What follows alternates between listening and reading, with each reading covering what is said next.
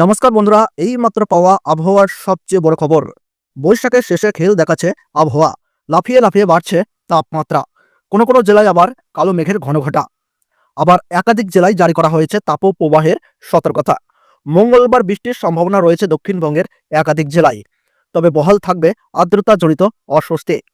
দক্ষিণবঙ্গের জেলাগুলিতে এক ধাক্কায় তাপমাত্রা বেড়েছে গত সপ্তাহে। আবহাওয়া দপ্তর সূত্রে খবর, আগামী 2 দিনে রাজ্যে 2 থেকে 3 ডিগ্রি পর্যন্ত তাপমাত্রা বাড়তে পারে। তাপপ্রবাহের সতর্কতা থাকবে পুরুলিয়া, বাঁকুড়া, পশ্চিম মেদিনীপুর, ঝাড়গ্রাম, পশ্চিম বর্ধমান এবং বীরভূমে। এছাড়া সমগ্র দক্ষিণবঙ্গেই অস্বস্তিকর গরম থাকবে। মঙ্গলবার পশ্চিমের জেলাগুলিতে তাপপ্রবাহের হলুদ সতর্কতা জারি করা হয়েছে। এদিকে ঝড় বৃষ্টির প্রবল সম্ভাবনা রয়েছে পশ্চিম মেদিনীপুর সহ নদিয়া, হুগলি, উত্তর ও দক্ষিণ 24 পরগনায়। বৃষ্টির সাথে ঘন্টায় 40 থেকে 50 কিলোমিটার গতিবেগে কালবৈশাখীর পূর্বাভাস রয়েছে। এরপর বুধবার বৃষ্টির পূর্বাভাস 2 24 পরগনা, পূর্ব মেদিনীপুর, বীরভূম, মুর্শিদাবাদ ও নদিয়ায়।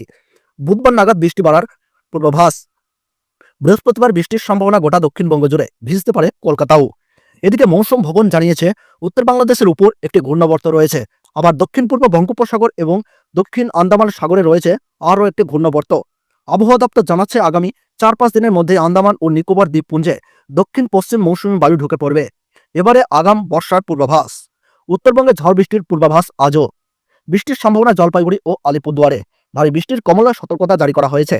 এছাড়া উত্তরবঙ্গের দার্জিলিং, কালিম্পং, কোচবিহার সহ বাকি জেলাগুলিতেও বৃষ্টি হবে। পাশাপাশি 40 থেকে 50 কিলোমিটার গতিবেগে কালবৈশাখীর সতর্কতা জারি থাকছে।